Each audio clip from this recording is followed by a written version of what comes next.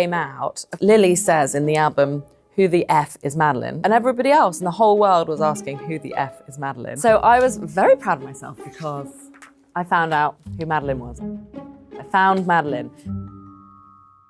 Well, Lily Allen is a 40-year-old, mother of two teenage girls. I suppose you could say twice divorced because she's had a high-profile divorce and now she's approaching her second divorce from David Harbour, who plays Hopper in Stranger Things. But other than that, she's a really successful podcaster and a really successful musician. She's got loads of hit albums and she's also written an amazing autobiography as well, so she's an author. Lily was married before to Sam Cooper, who she married in 2011 after meeting a few years earlier. Her first marriage, she was in a very normal relationship. She actually married to a builder. They welcomed 2 children, Ethel and Marnie, and they then ended up divorcing in 2018, which it turns out Lily had sort of confessed that she did become unfaithful in that marriage. I am a Lily Allen superfan, and I think the reason is because, I'm also 40. I also live in Ladbroke Grove, which is where she grew up. I've also got 2 girls. And also, when I was 21, me and all my friends were listening to her first album, All Right Still, and it was all about kind of being a girl living in West London, going clubbing, going to Fabric, listening to garage.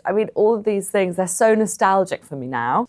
And also, the Makita Oliver podcast that she does, Miss Me, it's just so real, and it's so what fellow 40-year-olds, women like me, are going through. Oh, when I was in my treatment centre, there was this one thing that I read in this book about self-compassion, which really stood out for me, and I feel like I might even get it as a tattoo, which is suffering equals pain times resistance.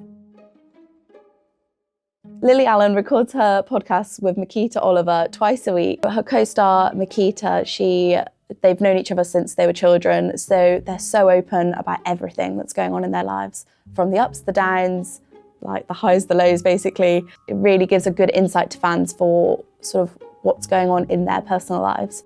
Well, the whole David Harbour, Lily Allen breakup thing, I discovered around December last year. I started noticing, because of course I was a super fan, so I was listening to her podcast, Miss Me, religiously, and I just noticed little Easter eggs in there. And I wrote this article on the December the 14th, when she started talking about on her podcast being bored of men.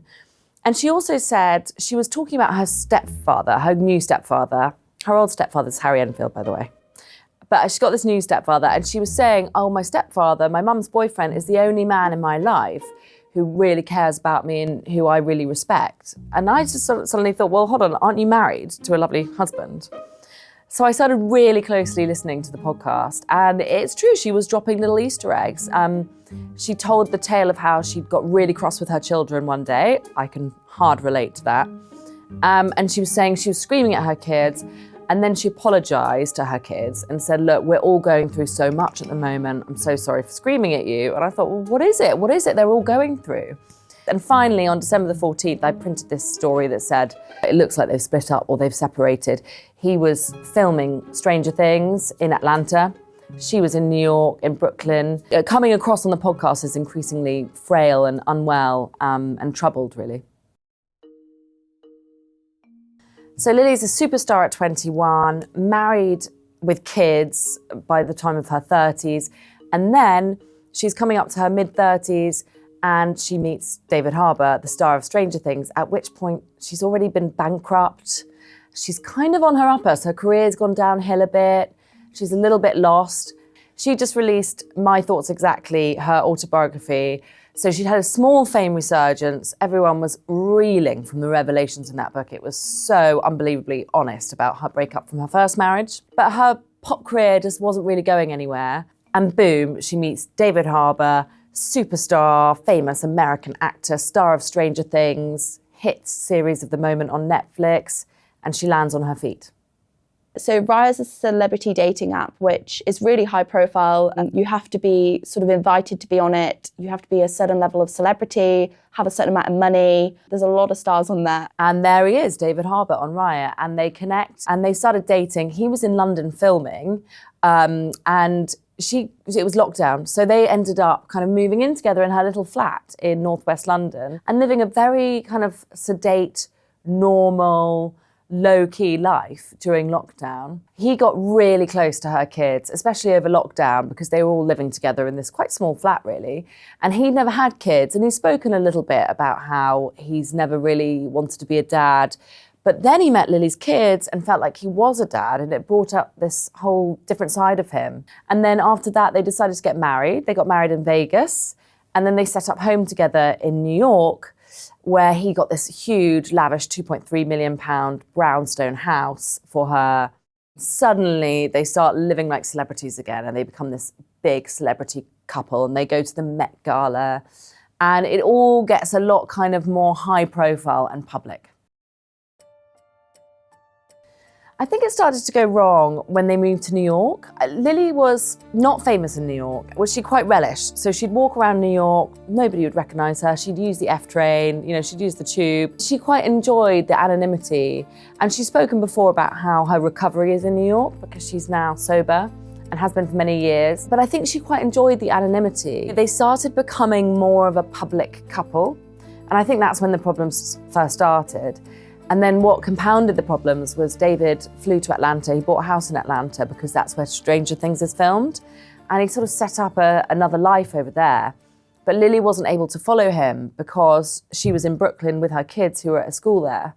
So she was in Brooklyn, he was in Atlanta, Georgia for weeks, months at a time, and they started living these quite separate lives.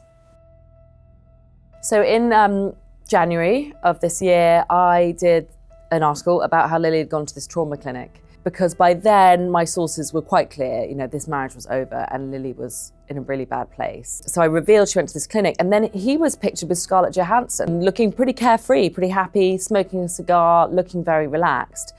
And what had happened in the lead up to this article was that Lily had gone to Kenya on a planned family holiday that they were all going to go on together, and she'd ended up going on her own with the kids.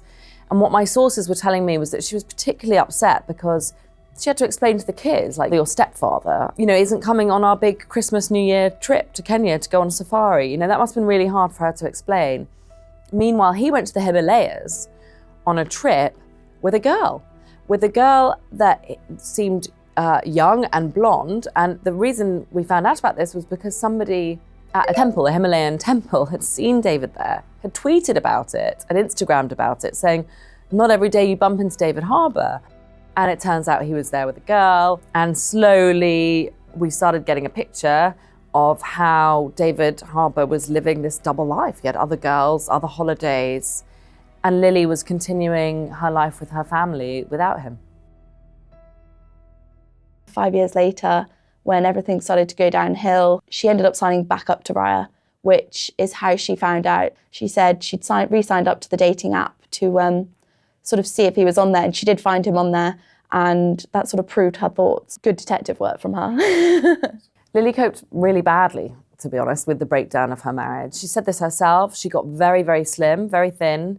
She's spoken about having trouble with her eating. She felt basically mentally tortured by the whole thing, and she ended up checking into a trauma clinic at the beginning of this year, in January 2025, an £8,000 a week trauma clinic. And it's, she had to really go and just do some work on herself, essentially. After sort of admitting that she'd had sort of cheated on her last marriage, she'd brought that baggage back to the new marriage with David Harbour, which is quite a big thing because obviously the breakdown of that now from him having affairs. I mean, there's such a weight on her shoulders after going through what she'd gone through with Sam and her previous marriage to bring it all with her to her marriage with David. I know I've been talking about it for months, but I've been spiraling, and it's got out of control. I came to the Christmas lunch, the Miss Me Christmas lunch, and I had a panic attack and had to go home. I went to see something at the theatre the other night with my friend Carla and Claire, and I had to leave at half-time. I can't concentrate on anything except the pain that I'm going through. Yeah, Lily Allen's friends were really worried about her at the time. Mikita Oliver, of course, is her best childhood friend and went to school with her and does the podcast with her. as a fellow wild child from the 90s and noughties. And she gave Lily some time off the podcast. You know, they kind of alluded to her troubles a lot on the podcast around that time. And Makita made it very clear that she was worried about Lily. And then Lily referenced how her family flew over to Brooklyn to kind of live with her, help her with the kids. She was really going through it and her friends rallied round. Fans have got that intrigued because they're both really famous. She, obviously back in her day, was a huge singer, and since releasing this new album, really proven that she's still got it. But David as well, because he's an actor, both of them together, fans and, I mean, even myself, we're all so intrigued on what happened, why it happened. Everyone just has questions and wants to know. Well, what was amazing about the January time, she'd had this dreadful Christmas, dreadful New Year. She'd lost a lot of weight, but she came out of the clinic, you know, having worked on all that stuff, worked through all that stuff. And the first thing she did was jump into the recording studio. And she was still completely raw, and she recorded this album in 10 days. And she just, everything, all these articles basically, she just kind of vomited into an album. And it was so raw, and it was so happening right then in January. And when you listen to it now, all these months later, you realize she was going through all this at the time. No wonder it feels like that. But what I find interesting is that she didn't release it straight away. I don't know how long it takes to edit an album, maybe a few weeks, but she could have released it in February, March, the summer. But she waited until November and the end of October. And now what's November? November is the big reveal of the final ever series of Stranger Things. I personally don't think it's a coincidence. I think it's an inspired move. I think it's sweet, sweet revenge, and she deserves it if she has successfully, exacted her revenge on him. Because really, are we talking about Stranger Things or are we talking about the Lily album? I think everyone's talking about the Lily album. I definitely think it was intentional. I mean, to hold on to something for so long and then release it just before Stranger Things released, I think that's a massive deal. Like, it really sort of brought the build up ahead of Stranger Things because of the album. Everyone's talking about it. And what I'm hearing is that David Harbour is not attending all of the press tours that he's supposed to be doing for Stranger Things, you know, where a celebrity sits down and they get interviewed by journalist after journalist after journalist. And he's not doing them, at least especially not the ones in the UK. And the reason is, I think, because everyone would ask one question and one question only: who is Madeline? So in the album, the first song, West End Girl, Lily paints this amazing upbeat picture of her like lovely new life in Brooklyn, and she's saying how happy she is and she landed on her feet, and she really portrays this lifestyle with David where she's the happy wifey, which of course is true. She'd sort of disappeared from fame a little bit. She was playing the wifey role. She was doing roast dinners every Sunday. She'd got really into cooking. He was off being the big man, the star. And then you get this phone call. And in the song, you only hear one side of the phone call. And it's Lily being asked, but you can tell what the other person saying, David Harbour, is saying. Lily's being asked to be in an open marriage. And she feels compelled to sort of agree to it because she just wants to make him happy. Again, I think this is why it resonates so well with women. It's that feeling of, oh, well, of course this isn't what I want to do, but, you know, I ought to do it because it's my role, you know, to fulfill my husband's request. But, you know, even though feminism, you know, is alive and well, especially in the pop community, that kind of difficulty that women have between trying to sort of fulfill misogynistic kind of ideals and also be, of course, resistant to being in an open marriage. So it's a brilliant song. Another song on the album is Pussy Palace, which sort of follows Lily going to David's West Village apartment in New York. Before they bought their family home, he had an apartment in Manhattan, so he's obviously kept that. And he's obviously told her it's his dojo. And a dojo, from what I can work out, is a sort of like man cave with martial arts. So she thinks it's just his man cave. He goes there to do his meditation and martial arts. He's very spiritual, all that kind of stuff. And then she turns the key in the lock, opens it up, realises it's a pussy palace. It's a sort of where he goes to have his affairs. She finds a plastic bag, opens it up, and there's hundreds of Trojan condoms inside, not to mention sex toys and lube and all sorts of things that any wife would not want to find in their husband's bachelor pad. And the hilarious thing is about Lily's album launch is that she gave out individual butt plugs to all of the celebrities, which is obviously a sex toy. So the whole album is littered with Easter eggs and little clues. And one of them is, of course, Madeline. So at the end of the song Tennis, she asks the question, who the F is Madeline? So from sort of all the things Lily has found in the apartment and from everything else she sort of found, so she also reveals she found text messages, and that sort of was the lead sort of breakdown to her marriage. Whole point is that she sort of knew this person. This was somebody David knew, and it was not just a stranger who it was like a one-time thing with. It was a repetitive thing that may or may not have become a bigger, more sort of a second relationship. Now, in the background to Madeline, you can hear, some say, I think so, you can hear backing vocals saying Natalie. So I thought this was a bit of an Easter egg. And of course, Madeline isn't Madeline, she's Natalie Tippett, the costume designer. But Lily's been very careful to point out this is art, and actually she's a fictional character, an amalgamation of all the women in her husband's life. But I personally believe Madeline is Natalie Tippett. In the lyrics, it does say that this person isn't a stranger. So it's obviously someone David has either worked with or knows well. Maybe Lily even knows her as well. That person has become more than just a stranger. And yeah, there's sort of, I think it has been going on for a while. What I think is so great about the album is that unlike, say, Taylor Swift or Beyonce alluding to Becky with the good hair, you know, these aren't just Easter eggs, actually. She is spelling it out. She is literally saying, I opened a bag. It had Trojan condoms in it. There's just no metaphors there. You know, she's actually breaking into spoken word throughout the album, you know, reciting text messages, reading out her interpretation of phone calls she's had with David Harbour, because she's actually a good actress as well. So she's acting in it. You know, it feels to me like a musical or a stage show. The other thing I love about the album is that at the beginning, she's so happy, and then she's so broken and hurt, and then she's angry, and then she's starting to get over it, and then at the end, she's like, you're just a really sad man, and you know what? It's not me, it's you. And I think women love that because she's got over it, basically. She's like, actually, I've realised I've tortured myself, and you're the one that should be feeling miserable, not me.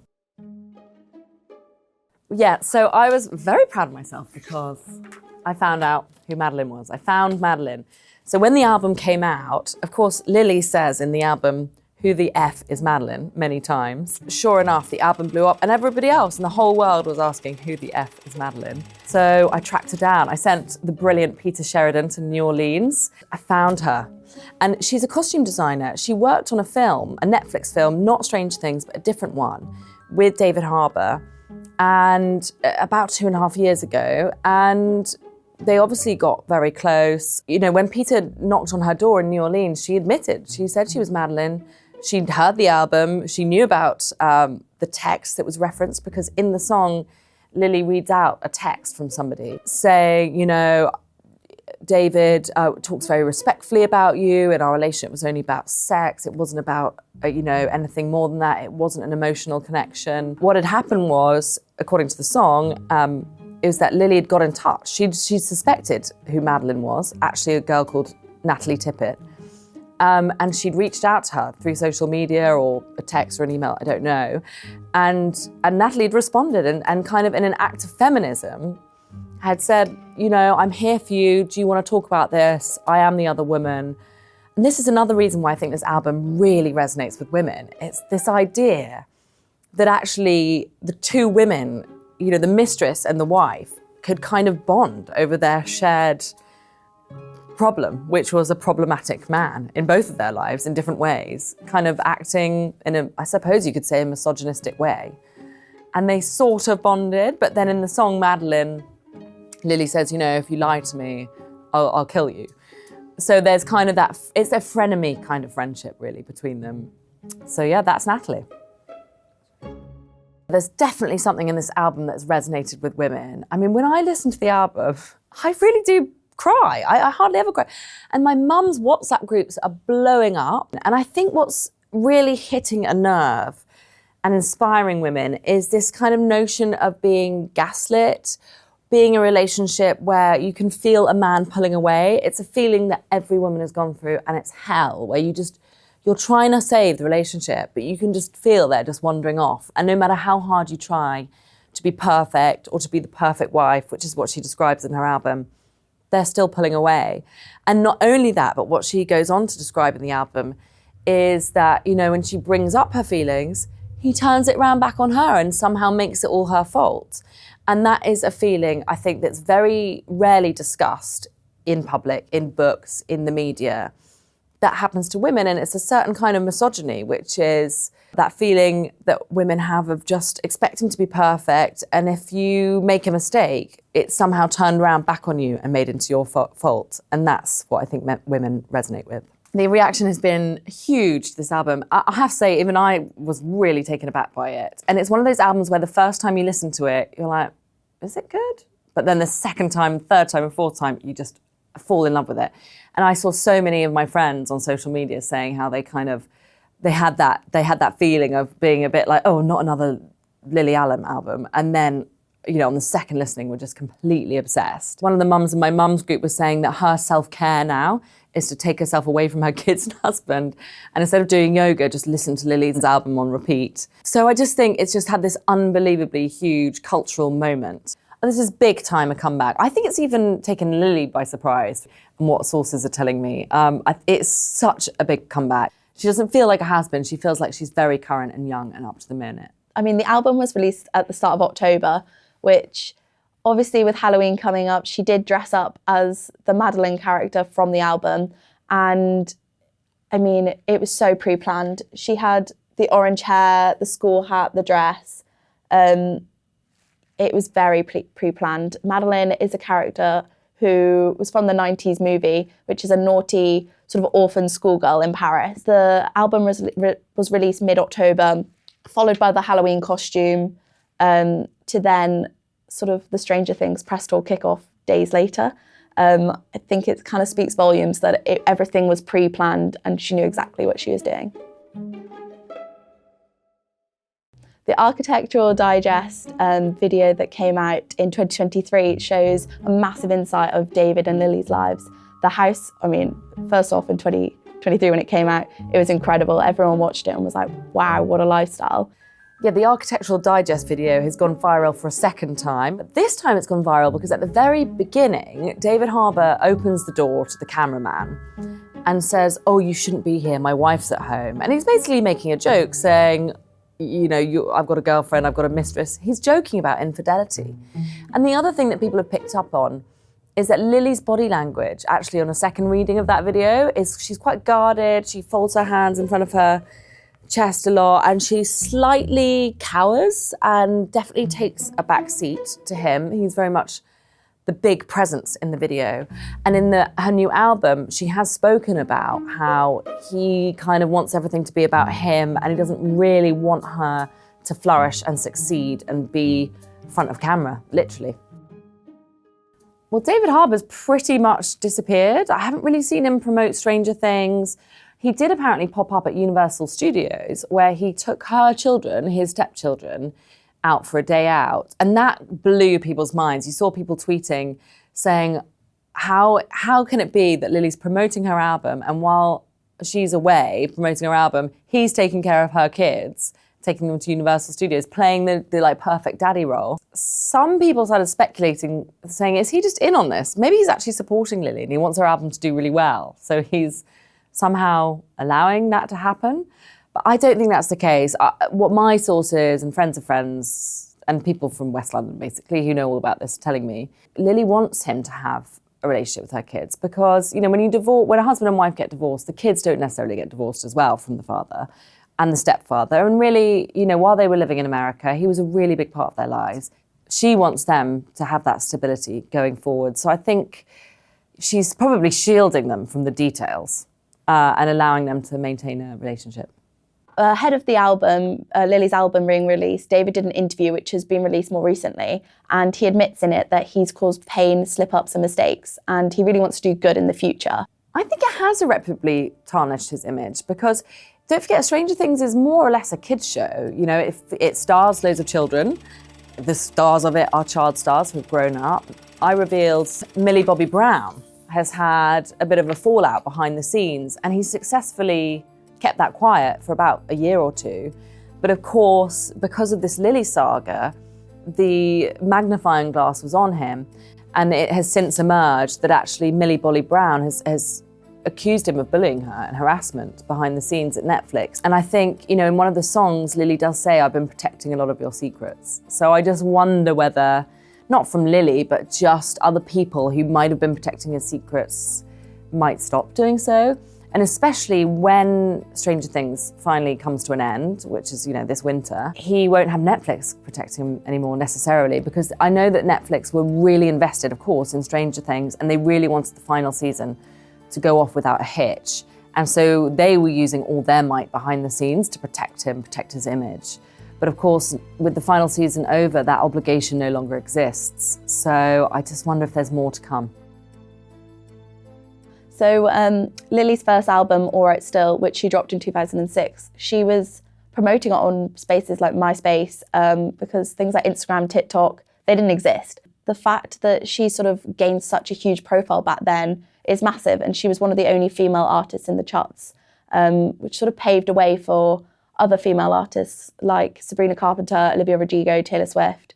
Olivia Rodrigo's even sort of commended her for being an inspiration, and she brought her out at Glastonbury in 2022 to sing with her on stage, which was so lovely. But the fact Lily has come back after such a long hiatus to become #1 with her album is amazing.